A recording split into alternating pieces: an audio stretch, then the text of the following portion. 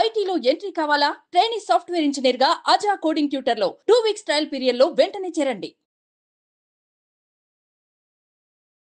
ఇన్ని రోజులు భయపడుతూ ఇంగ్లీష్ నేర్చుకున్నాం, అందుకే ఇప్పటికీ మాట్లాడలేకపోతున్నాం. కానీ ఇప్పుడు ఫియర్లెస్గా కంఫర్టబుల్గా నేర్చుకునే ప్రయత్నం చేద్దాం. ఇన్ని రోజులు మన గ్రామర్ అంతా తెలిసినా మనం ఇంగ్లీష్లో మాట్లాడలేకపోయినాం, ఎందుకంటే రియల్ వరల్డ్తో ఎట్లా కనెక్ట్ కావాలి అనే కమ్యూనికేటివ్ ఇంగ్లీష్ మనం నేర్చుకోలేదు. కానీ ఇప్పుడు ఎఫర్ట్లెస్గా ఇంగ్లీష్ నేర్చుకునే ప్రయత్నం చేద్దాం. Hey guys, hello everyone, how are you doing? This is English Ramesh. Welcome to the most comfortable and effortless spoken English classes.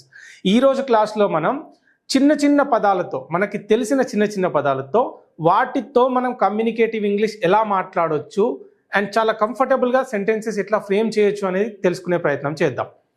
Okay guys, so let's get started.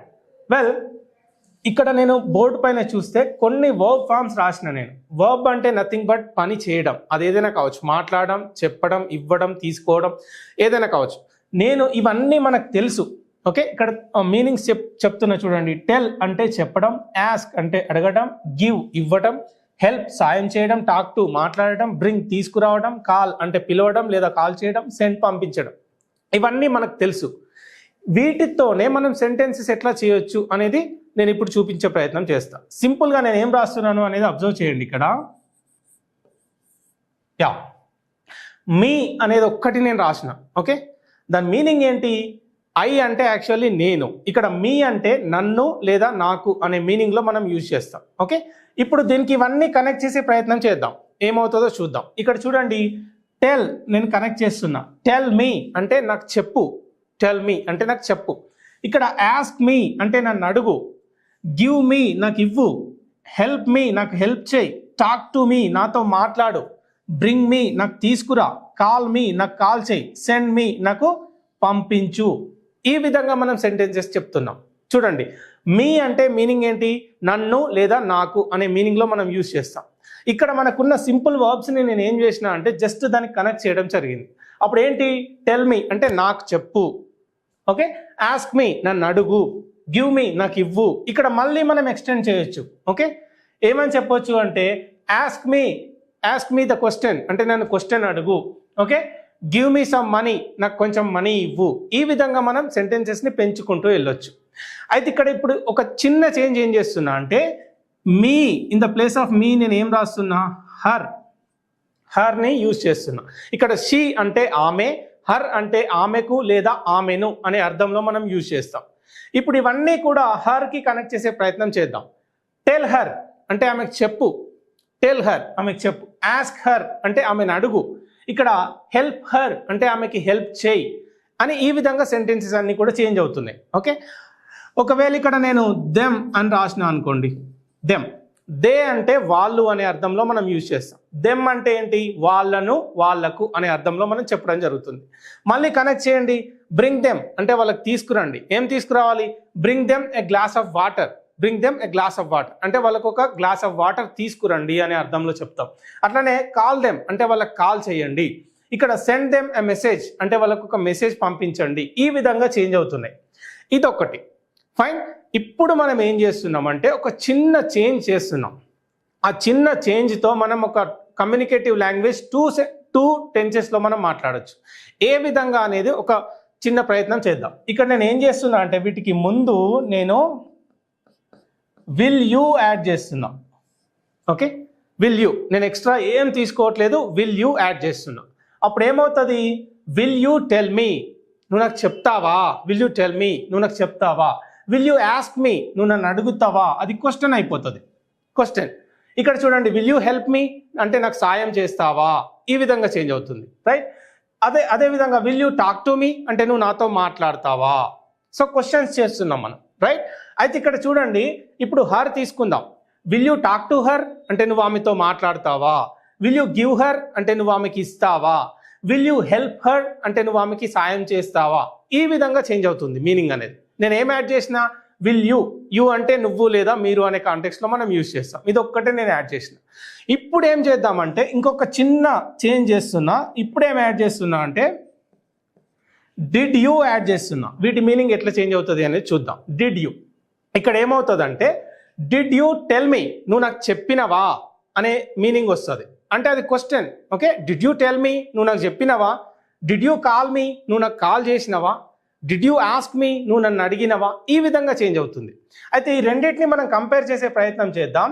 Will you tell me అంటే నువ్వు నాకు చెప్తావా, అంటే భవిష్యత్తులో ఫ్యూచర్లో మనం question అడుగుతున్నాం. నువ్వు నాకు చెప్తావా, will you tell me. Did you tell మీ, నువ్వు నాకు చెప్పినవా.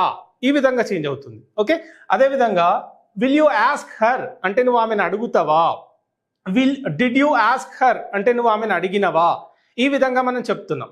ఇప్పుడు వాటిని మనం క్వశ్చన్స్ అడుగుతున్నాం, వాటికి ఆన్సర్స్ ఎట్లా చెప్పాలి అనేది ఇక్కడ క్లియర్గా చూద్దాం. ఓకే, ఇక్కడ చూడండి, విల్ యూ టెల్ మీ అనేది ఒక క్వశ్చన్ తీసుకుంటున్నా, and in the same sense of course did you tell మీ అనేది ఇంకొక క్వశ్చన్ నేను తీసుకుంటున్నా. రెండు క్వశ్చన్స్. ఓకే, మనం ఇక్కడ నుండి నేర్చుకున్నవే, మనం పెద్ద ఎఫర్ట్ ఏం పెట్టలే. నేను in the beginning of the class నేను ఏమని చెప్పినా, ఎఫర్ట్లెస్ ఇంగ్లీష్ నేర్చుకుంటున్నాం మనం అనేది చెప్పిన. సో అట్లనే మనం నేర్చుకోబోతున్నాం. ఇక్కడ అడిగినట్టుగానే నేను ఏం చేస్తున్నా, విల్ యూ టెల్ మీ అని నేను ఒక క్వశ్చన్ అడుగుతున్నా. విల్ యూ టెల్ మీ అని అడుగుతున్నా అంటే నువ్వు నాకు చెప్తావా. డిడ్ యూ టెల్ మీ, నువ్వు నాకు చెప్పావా. ఇది అయిపోయిన విషయం గురించి చెప్తుంది, ఇది భవిష్యత్తులో జరిగే విషయం. దీన్ని మనం క్వశ్చన్ చేస్తున్నాం. మనం ఇక సెంటెన్స్ చేసేదాకా రాలేదు, క్వశ్చన్ చేస్తున్నాం.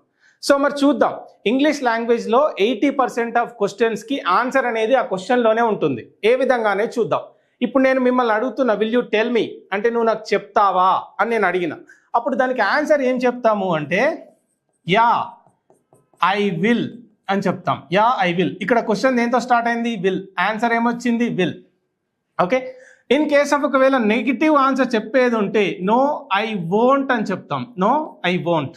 ఓకే, వోంట్ అంటే నథింగ్ బట్ విల్ నాట్ కి కంట్రాక్షన్. అది విల్ నాట్ కి కంట్రాక్షన్, రైట్? ఈ విధంగా ఉంది. ఇక్కడ చూడండి, ఎప్పుడైనా మనం ఆన్సర్ చెప్పేటప్పుడు కంప్లీట్గా చెప్పొద్దు, అలాగని ఎస్ అండ్ నో చెప్పి ఆగిపోవద్దు. ఓకే, ఎట్లా చెప్పాలి, ఎస్ ఐ విల్, ఇక్కడ విల్తో స్టార్ట్ అయింది, ఆన్సర్లో విల్ వచ్చింది. లేదా నో ఐ వోంట్ అని చెప్పే ప్రయత్నం చేయాలి. కొందరు ఏం చేస్తారు, ఎస్ అని చెప్పి ఆగిపోతారు, నో అని చెప్పి ఆగిపోతారు. లేదా ఇంకొందరు ఏం చేస్తారు, yes I will tell you అని కంప్లీట్గా చెప్తారు, no I won't tell you అని కంప్లీట్గా చెప్తారు. ఆ రెండు కూడా తప్పే. ఏ విధంగా చెప్పాలి, excuse me, yes I will అని చెప్పాలి, లేదా నో ఐ వోంట్ అని చెప్పాలి. Coming to this one, did you tell me అంటే నువ్వు నాకు చెప్పావా, నువ్వు నాకు చెప్పావా అని క్వశ్చన్ అడుగుతున్నాం. క్వశ్చన్ దేంతో స్టార్ట్ అయింది, డిడ్తో స్టార్ట్ అయింది.